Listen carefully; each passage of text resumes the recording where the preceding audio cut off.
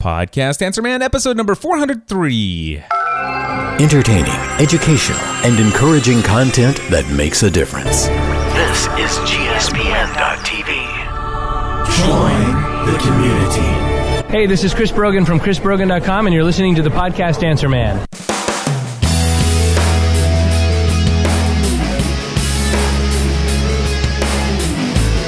Well, hello everyone, and welcome back to another episode of the Podcast Answer Man.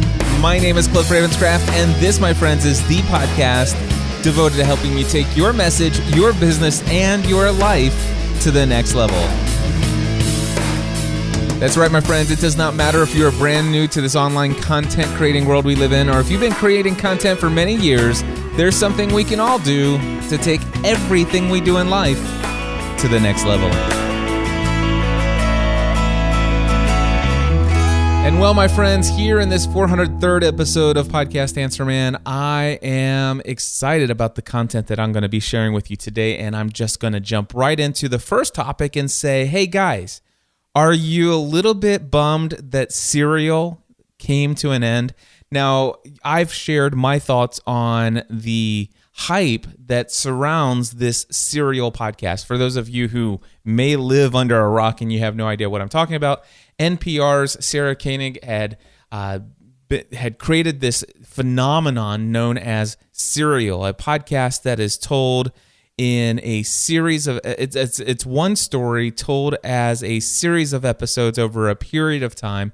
Each episode bringing you a narrative, a portion of the story told in a narrative style, kind of like NPR's content, like Fresh Air and This American Life and all this stuff. It's highly produced content, audio clips brought in at specific strategic places to kind of help the story along, an entire script of word for word what's going to be spoken where to kind of weave this story together.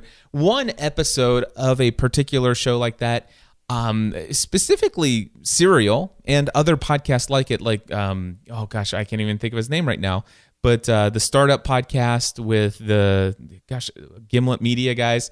Anyway, one episode of a show produced like that oftentimes can take and require the effort of an entire team of people, and each episode literally, 10, 15, 20, maybe even up to 30 or 40 hours to put together one episode. And everybody was so awestruck by Serial, so much so that it hit the mainstream and hit the mainstream hard. People who had maybe heard of podcasting but never tried it out, all of a sudden started trying it. People who had never heard of a podcast before, all of a sudden started to try it out and fell in love with it.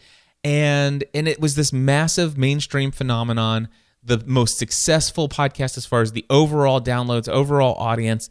And it's pretty exciting stuff. But so many people were caught up and believed that it was the narrative style, and it was this approach of literally spending countless hours and making sure you have this entire production team to put it together. And my thought was that, yes, those things certainly helped to the popularity, but I had said in a previous episode of Podcast Answer Man that if it was the same story and it was told without all of the production quality that Serial brought to the table, personally, I would have still been interested in it. And also, I had stated that I'm not sure I'm going to subscribe to season 2. In fact, I've already unsubscribed from Serial. And if I hear that Serial has launched and everybody's going all goo goo gaga over it, then I will check out the first episode or 2 episodes of season 2 and see if that story grabs me. But I can already tell you, knowing that Serial was not going to continue the same story of Adnan Syed, then all of a sudden I had lost interest, because my interest wasn't in wonderfully produced content. It was in the story that was being told in that particular show from episode to episode. Same thing with the Startup Podcast. I had mentioned that I've actually unsubscribed from the Startup Podcast because season 1 was all about, what is his name? It's escaping me right now. I should know that. But anyway, is about how he left NPR. He's going to create this podcasting company. Obviously, that's a story that's compelling and interesting to me. And yes, it was told with that same production value and narrative storyline and all this stuff that went into it. But it wasn't the way the story is being told that I found so compelling. It was this compelling story of a guy who's being so transparent, so authentic about the realities of what it's really like.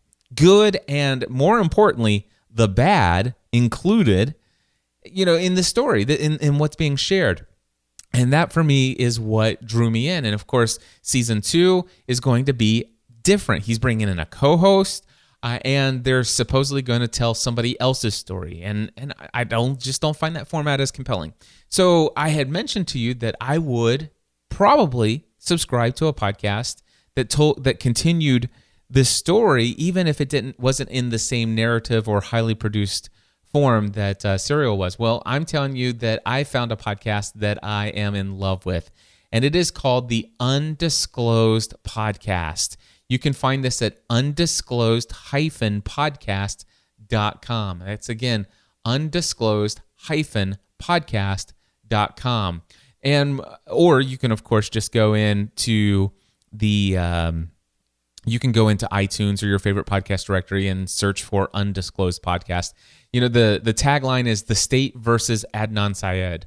So, yeah, this podcast, let me tell you a little bit about it. Actually, before I do, what kind of notes do I have here? First thing I want to tell you is episode number 1, audio quality is, I would not use the word horrible or horrendous, but slightly above that.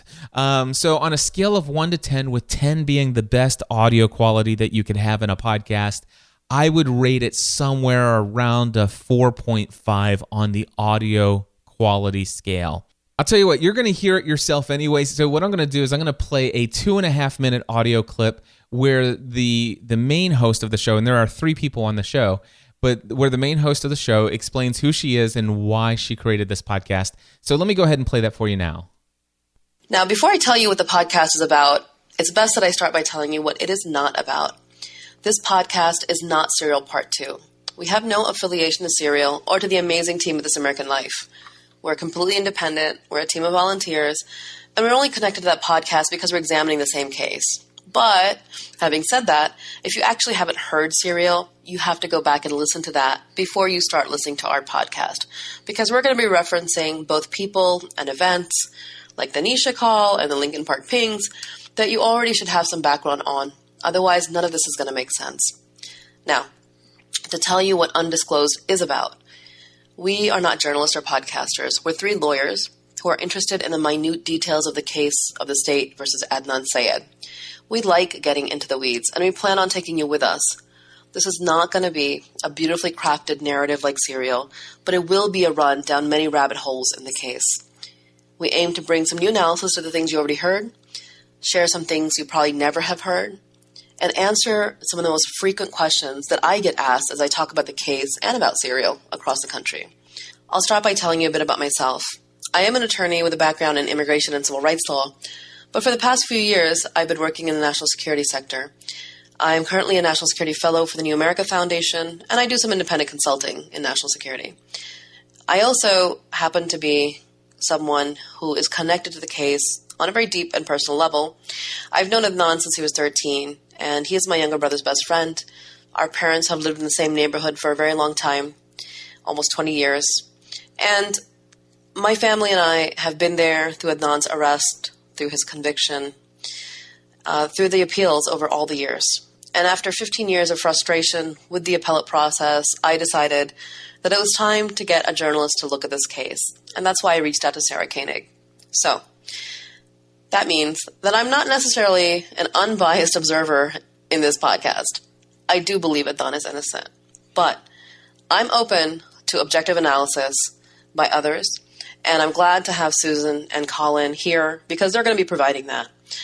Just for the record, I never met or knew Susan or Colin before Serial began and before they began writing about the case. But boy, am I glad I got to know them. So I'm going to turn it over to Susan and Colin for them to introduce themselves. All right. So if you want to hear more, obviously from a perspective of somebody who is so closely related to the case, this is the person who is behind actually contacting Sarah to create the investigation and the journalistic story of Serial. So this, and by the way, this is very much a continuation. Right where Serial drops off, this podcast picks up the story and moves forward. And already my mind is blown by the additional information that has been brought to light. And personally, I'm convinced that Adnan is innocent and that he should be released. So anyway, if you want to know maybe what on earth would actually give me such a convincing thought, or what evidence would be so convincing that they brought out in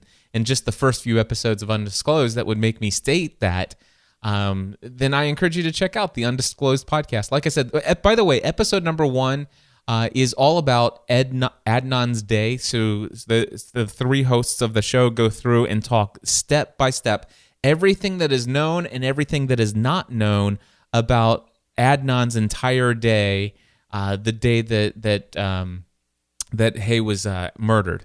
And there is some very interesting information in there. Episode number 2 is all about Hay's day, everything that they know about her day, and everything they don't know, and what information is conflicting and what doesn't actually add up, and what could not possibly have happened. And in between episodes, now they're releasing episodes every other week, and in between episodes, they're actually creating, technically speaking, I would say there are 4 episodes. There's episode 1, and then the second episode is technically episode number 2, but they call them addendums, and so they're not the same as the other week episode where they're presenting you information in an outline format that makes a lot of sense. So it is actually a little bit more narrative than what they let on in that introduction there. But so basically every other week there's a full-length episode, and then in between the full-length episodes they have these things called addendums, which are either short little updates to add on to what they had just previously shared the prior week, or in addendum number 2, they're actually answering questions from people on Twitter. Very, very compelling story. I told you that's what really drew me in. This show is not as produced and polished as Serial. And yes, just like I had said, I am in love with the podcast. And you guys know me, I'm an audio snob. And you heard the audio quality I just played for you. And I love this podcast. If you enjoyed Serial much for the same reason that I did, that you were really turned on to it by the story, then I certainly encourage you to go to undisclosed-podcast.com. Check it out. Make sure you search for it in your browser or in your podcast directory, and subscribe. I think it's a great show for Serial fans who aren't necessarily Serial fans, but fans of the story that Serial told in season 1. Yeah. All right, next topic I want to talk about: more mainstream media attention for podcasting. Now, here's one of the things that kind of is a drawback about me sharing or sometimes pre-recording episodes a couple weeks into the future. Some of this information that I'm going to bring to you is kind of old news for me, and probably old news for a few of you, but I realize that some of you aren't out there following the podcasting scene as much as I am. And so maybe this is all going to be brand new. Some of this is going to be brand new to you. And I know it'll be brand new for many of you. So anyway, I want to share with you 2 audio clips of awesome mainstream media coverage. Now, I think everybody here would agree that Saturday Night Live, this show that's been on the air since, the 60s? Anyway, this show is certainly mainstream, and recently, and I would say recently, maybe a month and a half, 2 months ago, they had, what's the guy who plays, is it Chris Hemsworth? Hold on, let me look that up. Wow, I was right. Chris Hemsworth. He was the host of the show several weeks ago, and they did a skit at the end or somewhere. Yeah, I think it was at the end of of the episode, and it was about the Avengers, and specifically it was Thor. And so, kind of mimicking the end scene of how he's being interviewed about saving the world and all this other stuff.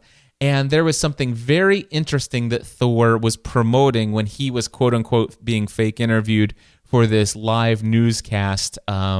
After this victory with Thor. So have a listen to this 30-second clip. This is coming from Saturday Night Live, broadcasts and seen by millions and millions of people. Thor, yeah. Hey, oh, it's still going. Hey, can I do a shout out once? Of course, yeah. I was going to shout out to my brother Loki. I mean, I know we had our differences in the past, and you tried to take over the world, but I love you, man. And my ex, Jane. How do you like me now? Oh. What up? Check out my podcast on SoundCloud. It's sick. It's sick. Oh, and I'm sorry we destroyed your city. I love my life. Did you catch it? Check out my podcast on SoundCloud. It's sick. Now, I don't know how in the world they got the SoundCloud in there, but so be it. I'm just glad that they just had this fun and just dropped this little, for me, what's an Easter egg of podcasting into the subconscious mind of all those viewers who are watching this. Check out my podcast. And so there you go. So Thor obviously has a podcast in this make-believe world. Too cool. But that's not it. Now here's the deal. Unfortunately, I believe that everyone who watches The Big Bang Theory and really gets The Big Bang Theory, they're all the kind of people who really understand podcasting in the tech space anyway. But still, Big Bang Theory reaches a massive audience. It's one of the most successful television shows out there right now. I and my family absolutely love watching it. It is hilarious. If you don't watch The Big Bang Theory, you really should check it out. It is a brilliant and witty show and absolutely hilarious, especially if you're a geek. But just recently they had, and by the way, Will Wheaton from Star Trek The Next Generation, he's been a regular guest star on the show, comes in at least a couple times a season, it seems like, and has a great ongoing story, character arc on the show as himself, Will Wheaton. And I love it. And this, I think this was, just several weeks ago again. But anyway, Will Wheaton was on, and they recorded they had an entire episode where Will Wheaton had brought all of his equipment to Penny's apartment, and Penny and Leonard and Will Wheaton were in there doing a podcast. Now, I'm going to play the audio for you, just a short little clip here, 44 seconds, but there is something that I have against what they actually communicated about a podcast here, but let me go ahead and play this little clip for you. Thanks again for agreeing to do this. Oh, it's cool. I've never been on a podcast before. Well, you picked a good one to start. Will's had lots of great guests. Jonathan Frakes, Brent Spiner, Michael Dorn, Gates McFadden. Okay, so this is basically going to be just like a little talk show. We're going to take some calls. We'll talk about what it was like on the set of Serial Apist 2. It should be really fun. This is exciting. Yeah, so how many people listen? Most people download it later, but usually a few thousand people listen live. What? A few thousand people listen to you talk about nerd stuff? Again, right in the ears, straight to the feelings. All right, so if you didn't catch it, the one little thing that kind of, I think could be confusing for some people is, he's like a few thousand people listen live. I do like that they did sneak in the word that, most people download it later. But by the way, yes, a podcast it is pre-recorded and it is delivered via RSS and that's how people get it. And yes, it is possible to live stream and even have thousands of people who are watching you while that happens. Leo Laporte does that every single week, and so do a lot of other people. And I had even done that for many years myself.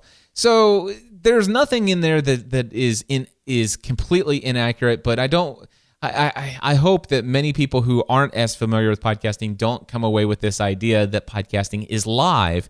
In fact, if you watch the rest of the episode, he is taking live callers in the show, which again is possible. Even if you're pre-recording a podcast that's going to be delivered to the podcast audience later, it is possible to still stream the recording of that live and also to take live calls during that. There are services like TalkShoe and Blog Talk Radio that are designed for that purpose, and of course, there are technical ways of making that happen, a multitude of ways as well, where you can have that happen. But anyway, regardless, it was exciting to see both Thor get some coverage of his podcast on Saturday Night Live in a satirical skit, and also Will Wheaton. And you know, this reminds me of sharing with you The Middle, which is a television show that had an entire episode where Brick Heck, I think is his name, had a podcast called The Fontcast, and it even had Jimmy Kimmel was his one and only listener / fan, and that was a lot of fun. But anyway, great stuff. I'm just glad to see podcasting get so much mainstream media attention. And if anybody out there is aware of a Barbie movie where Barbie has a podcast, and there's some way that you can help me find that, let me know. I think I heard somebody say that has been done, where Barbie does mention her podcast. I can't remember if I just dreamed that or if somebody did tell me. But if it hasn't happened, my prediction is that eventually Barbie is going to have a movie. One of those straight to DVD movies that little girls watch, and Barbie's going to have a podcast. In fact, my prediction is that we're going to start seeing movies where just regular characters in movies have podcasts. That's my prediction. In fact, I would predict by the end of 2016, you are going to see characters in movies, at least one or two, where the character in the show, in the movie, actually they are a podcaster, that they have a podcast, and that their podcast will be referenced in some way, shape, or form. It's already happening in TV shows, and I predict that it will start happening in the movies as well. Fun stuff. All right, podcast patent update, and maybe a small victory. Anyway, this is all the way back to April 10th, so I'm about 3.5 weeks behind on this one.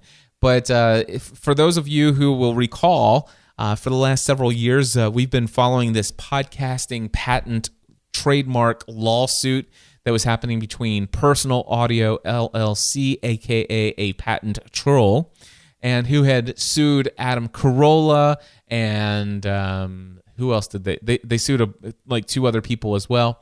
Anyway, or two other companies as well.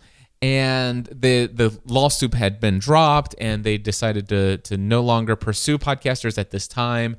But during that process, Adam Carolla decided to say, you know what, I don't want to drop it. And then he later did settle with them, and we didn't know the details immediately. I think those details were allowed to be shared after a certain period of time. I'm not sure if that time frame has been released, or if you know how much additional information could be revealed after a certain period of time about that settlement. But anyway, regardless of what Adam Carolla was doing, a lot of folks, including myself, had contributed to the EFF, which is the Electronic Frontier Foundation. And this is a nonprofit organization that stands for, I guess, internet rights and technology and all this other stuff.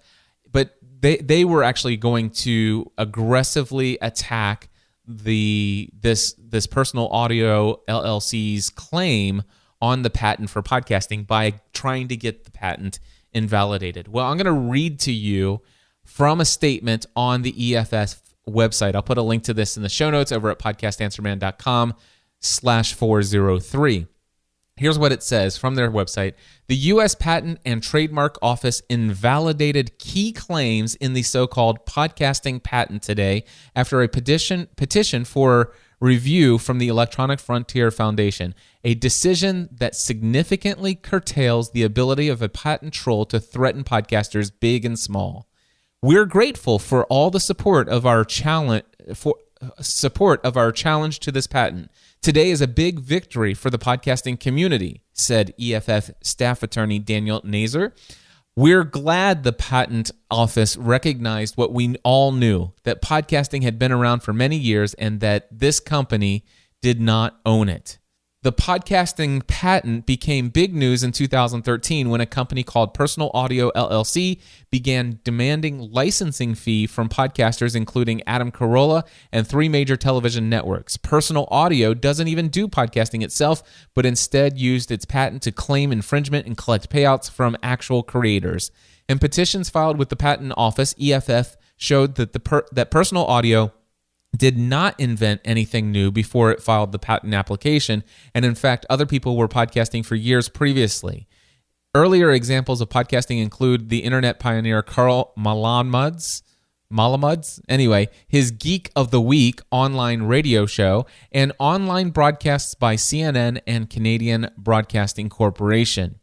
We have a lot to celebrate here, said EFF staff attorney Vera Ranieri? Anyway, but unfortunately, our work to protect podcasting is not done. Personal Audio continues to seek patents related to podcasting. We will continue to fight for podcasters, and we hope the patent office does not give them any more weapons to shake down small podcasters. EFF partnered with attorneys working pro bono and the Cyber Law Clinic at Harvard's Berkman Center for Internet and Society to craft the petition for review with the USPTO. So there you go. Small victory in the podcasting patent. Key claims of the patent have been invalidated. Not the entire patent, though, from what I understand, is invalidated.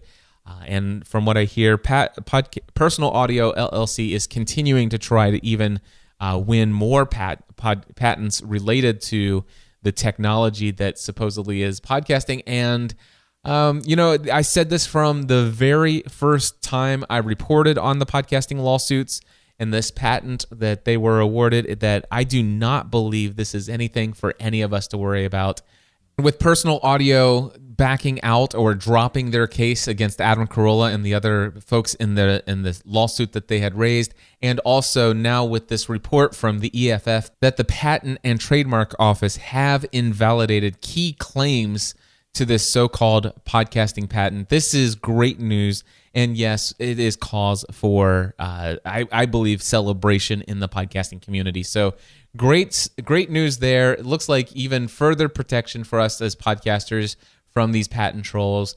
I don't think this is the last we're going to hear of this story. And as I learn more, I will try to do my best to keep you guys updated on that information.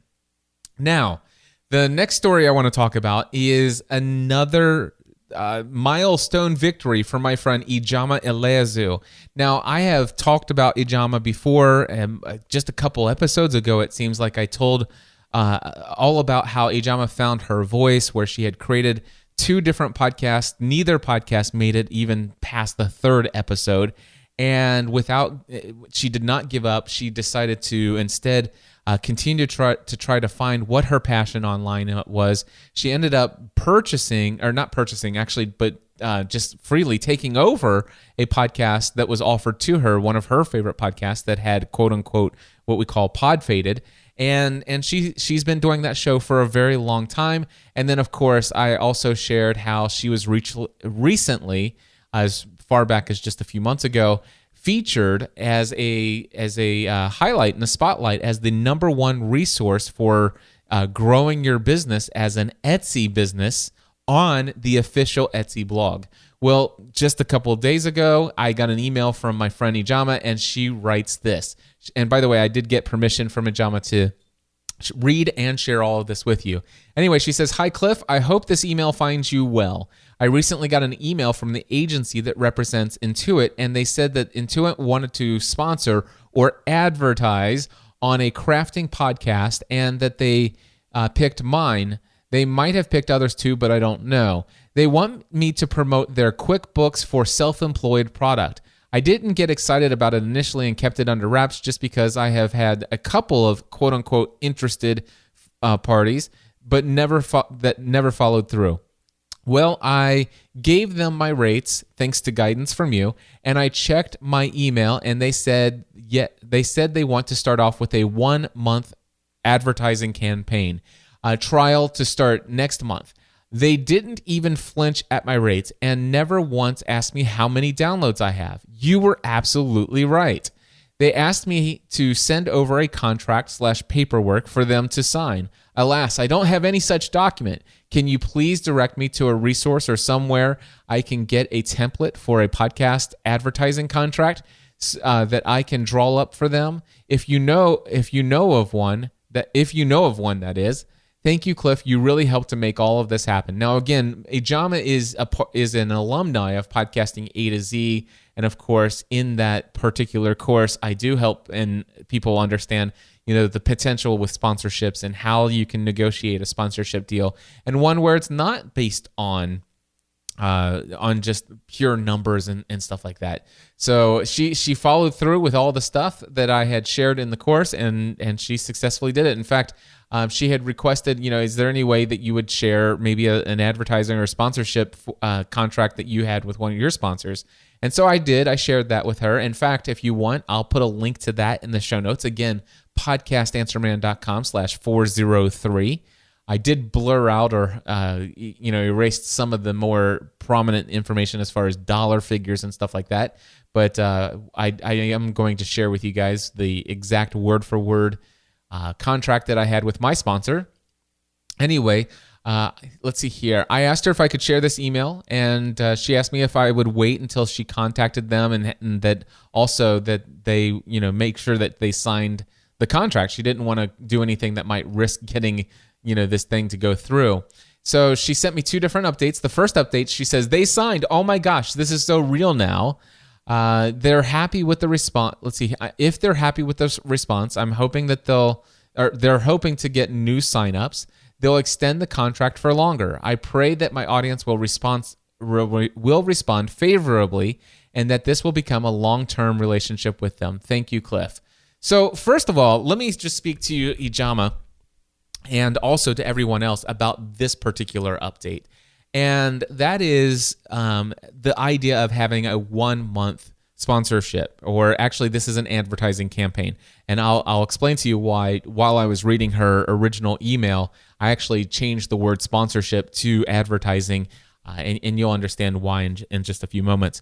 But anyway, when you're negotiating advertising or sponsorship with a potential sponsor, by the way, in Ijama, don't feel like you've messed up anything. I think this is going to be a great opportunity, and I also pray that your audience will be receptive to this advertising, and that they'll see the value in the product, and that it'll go well for you.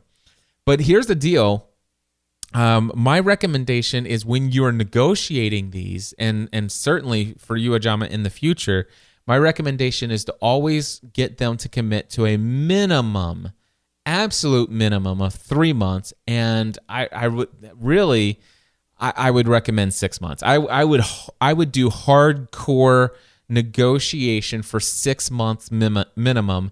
And if they're really kind of, questioning that, then I would actually go to I would allow it to go back to a 3. I would not allow a 30-day or a 1-month test with my audience.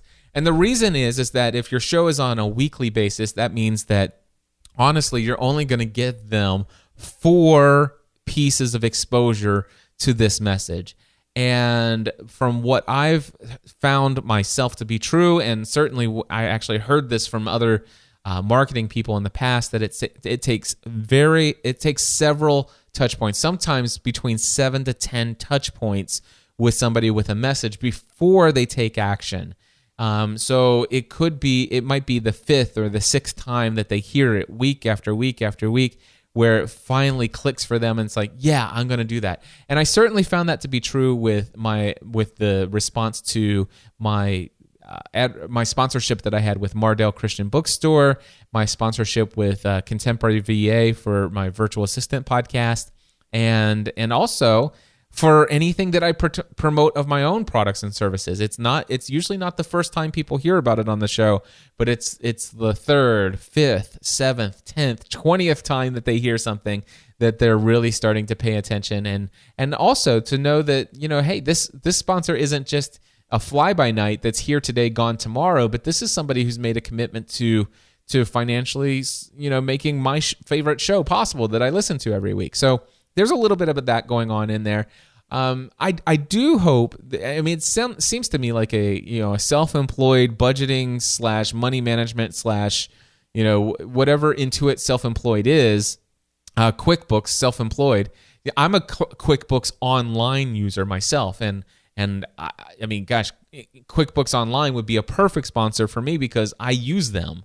Right, and I love QuickBooks Online, but I think QuickBooks Self-Employed must be somewhat different because I think they would call themselves QuickBooks Online.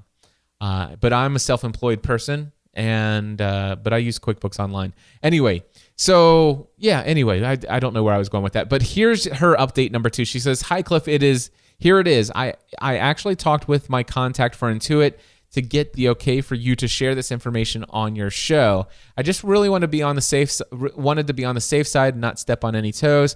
And she said that they, Intuit, are fine with being mentioned on Podcast Answer Man, but with the following caveats. Number 1, QuickBooks Self-Employed should be referred to as advertiser or supporter instead of sponsor." So let's just make it clear for the record here, folks. QuickBooks Self-Employed is not a sponsor of Ijama's podcast, which, by the way, is the Convo Me podcast. Let's get that plug in there for her. It's a podcast devoted to helping Etsy owners take their Etsy business to the next level. QuickBooks Self-Employed is not a sponsor of her show. They are an advertiser or a supporter of the show. Okay. Caveat number 2, the name of the product needs to be accurate. QuickBooks Self-Employed. It is not Intuit Self-Employed. It's QuickBooks Self-Employed. And it's not QuickBooks Online, I guess. So, by the way, I'm just adding that myself. So the product that is being advertised on Ijama's site is QuickBooks for Self-Employed. And she says, "Thank you for asking permission and caring enough to talk about me and my podcasting journey. And if anyone in your audience wants to sign up for the service, using my link, I'd appreciate that.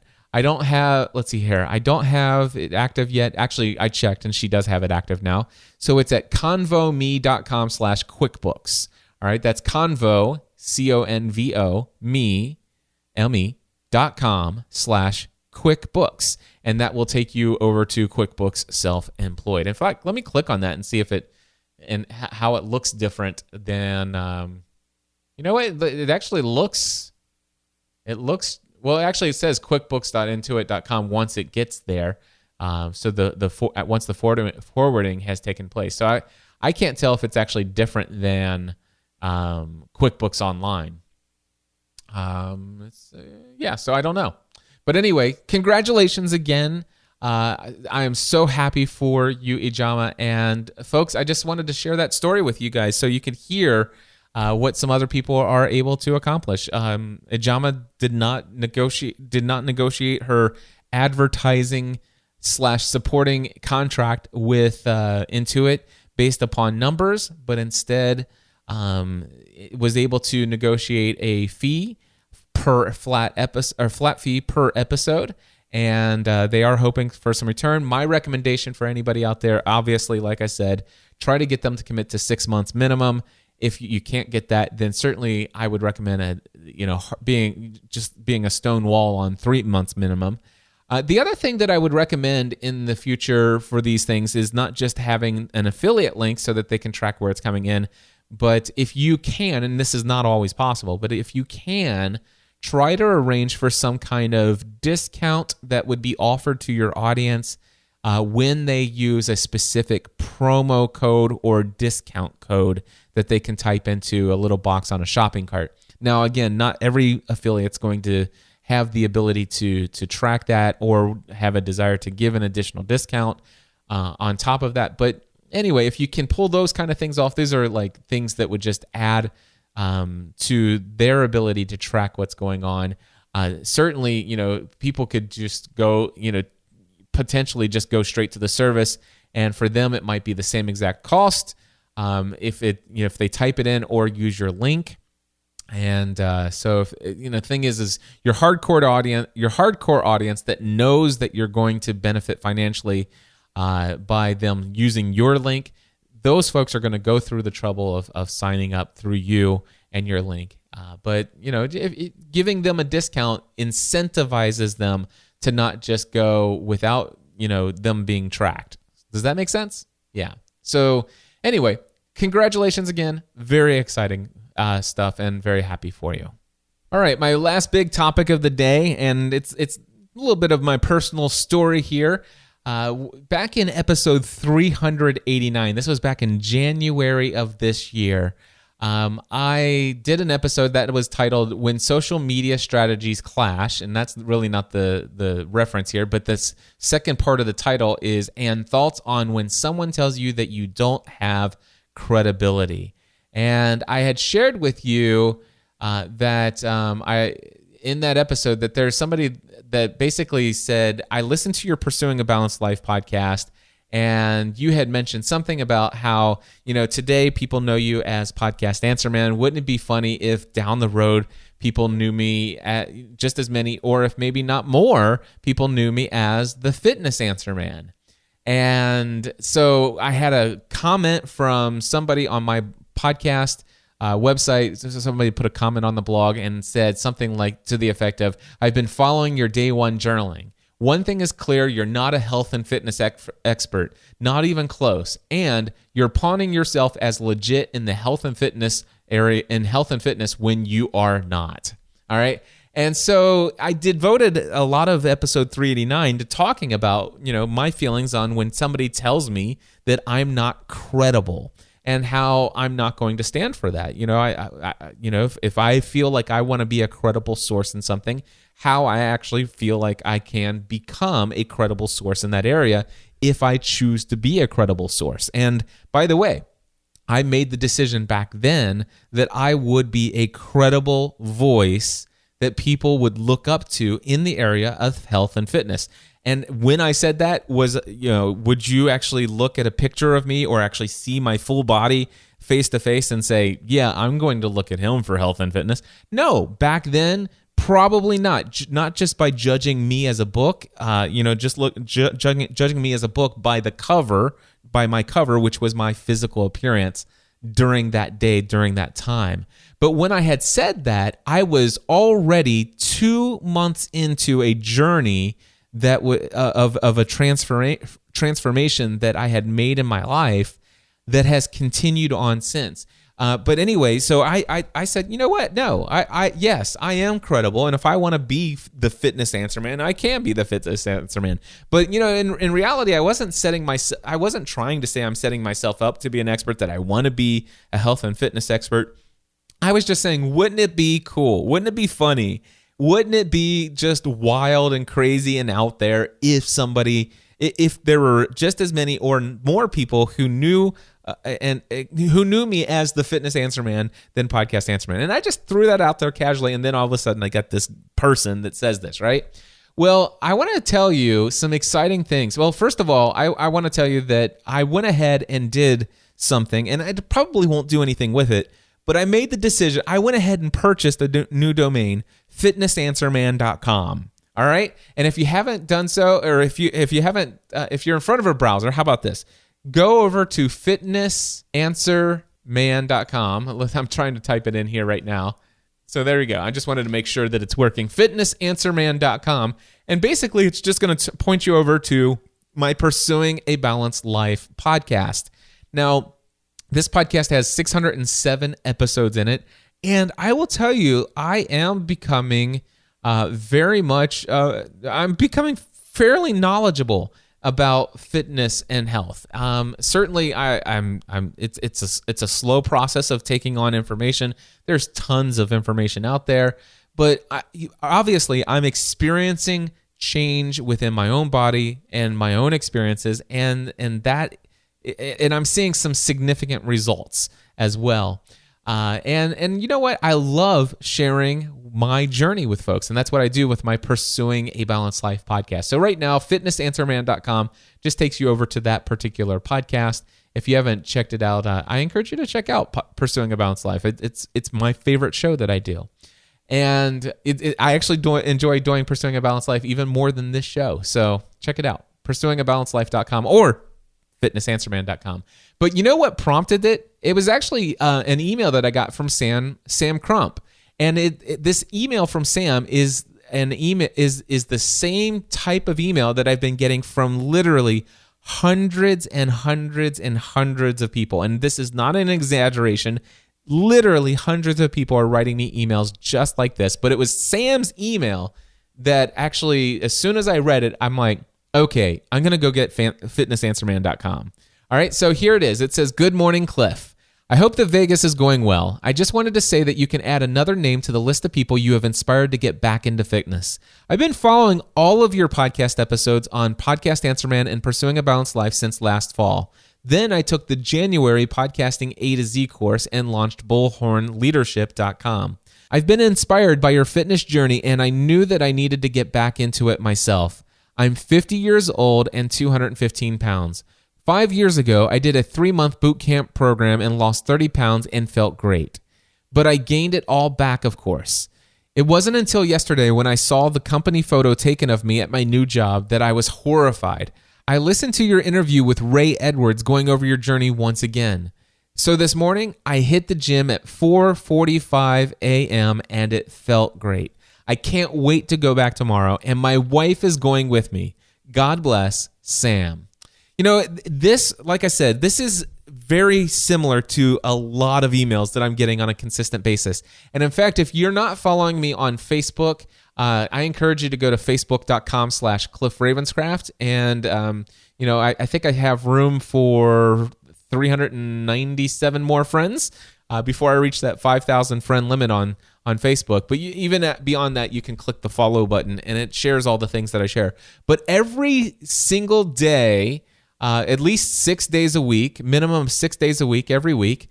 Since November 14th, I post at least one selfie after my workout. I post a selfie after every workout, and I do at least one per day. Sometimes I do more. And I put these on here, and there's probably about on average, somewhere between 30, 60, 350 people who click on like, lots of comments from time to time of people telling me how my journey and sharing my consistency and devotion to health and fitness and changing my lifestyle and the physical transformation that is apparent on the outside, which also indicates all the amazing stuff that's happening on the inside.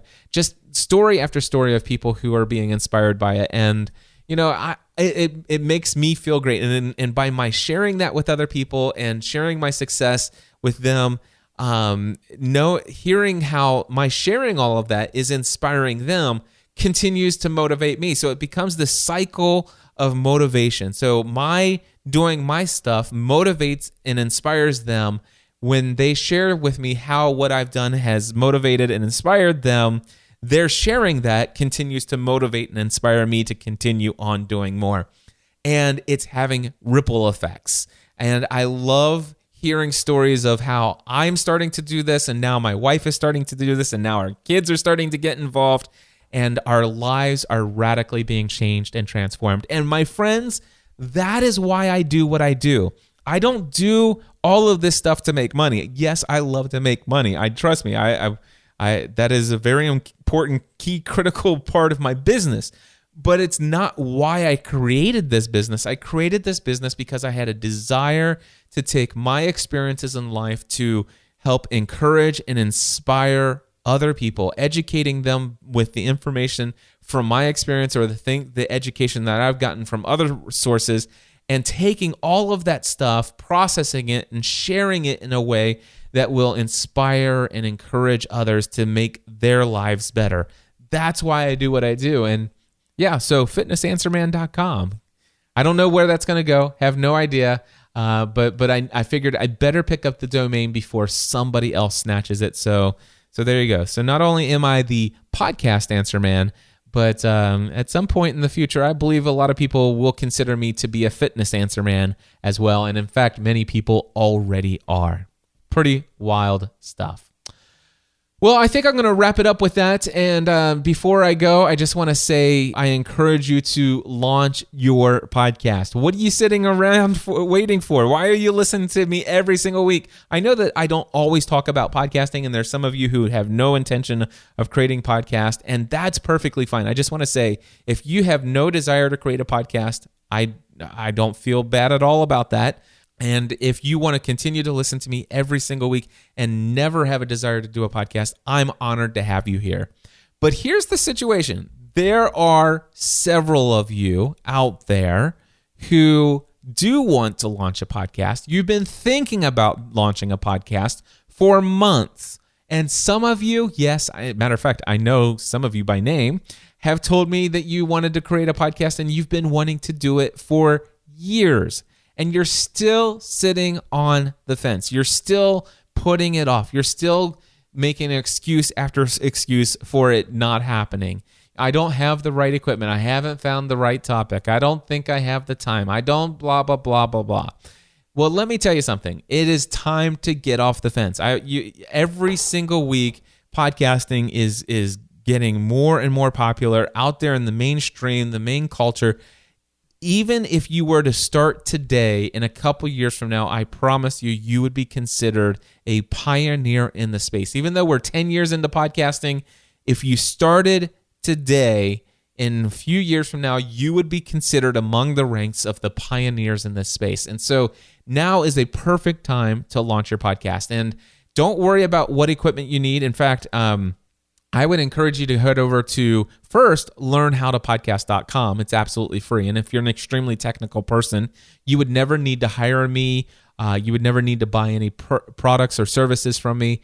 It's absolutely free. And still to this day, I'm not yet asking for people to give me their email address in exchange for that free tutorial. So go over to learnhowtopodcast.com. Eventually, I might actually make the first few videos for free, and then if you want to see the second half of the videos, I might ask for an email address just so that I can stay in touch with those people and have them on my mailing list. I don't think that's too much to ask, right? But anyway, that's just a thought that I've been having as of late. But here's the deal. If you're an extremely technical person and you watch learnhowtopodcast.com and you launch your podcast and you never have to pay me anything, I really want you to know that that's what that tutorial was designed for, and I'm happy with that. And thousands of people have done just that. Now, here's the deal, though. Some of you probably want a little bit of hand-holding through the process. Some of you are holding back because you can't figure out what topic. You can't figure out what equipment. You don't know what to do, and you're not technical like somebody who could just watch the tutorial and get it all up and running in an afternoon. And if that's you, I want to encourage you to check out podcastinga2z.com. Not only will I give you all the tutorials that I've ever produced to help you walk through step by step exactly how to do everything, and I basically cover, your branding of your show, picking the right topic, getting the right equipment specific for your needs, how to record your content, how to edit your content. I mean, everything 100%. Step-by-step instructions is there. I give you an outline of exactly what tutorials to go through each week, and I put it in bite-sized chunks so that you're not overburdened with too much in any one week. And I make myself available to you as your personal coach for 4 weeks through the online discussion forum, where you can ask me questions 24 hours a day, 7 days a week, and Monday through Friday, I am there answering every single question you could possibly ask. And I'm even there for more than just technical coaching. If your podcast is in support of your business pursuits or other pursuits, then you can ask me for, life coaching kind of advice and how to, mindset advice and pricing advice and stuff like that. I simply ask that, making sure that, before you go off topic of podcasting too much, that you're keeping up with your homework and you're going through the process. But, here's the deal. Literally, my A to Z students, will tell you, all of my alumni will tell you that I literally am your personal coach for 4 weeks during this course. And if you haven't done so, go over to podcastinga2z.com and scroll all the way down to the bottom and just read the testimonials. And then you'll get an idea of just how valuable this course is. So it's not just a bunch of tutorials and you're on your own, self-paced. I'm literally there walking with you through the entire 4-week process. Podcasting A to Z, the next session starts on Monday, May 25th. It goes all the way through the first 3 weeks of June as well. And it doesn't matter if you have a day job, what time zone you live in. It's all time shifted so that you can do the homework at any hour, any day.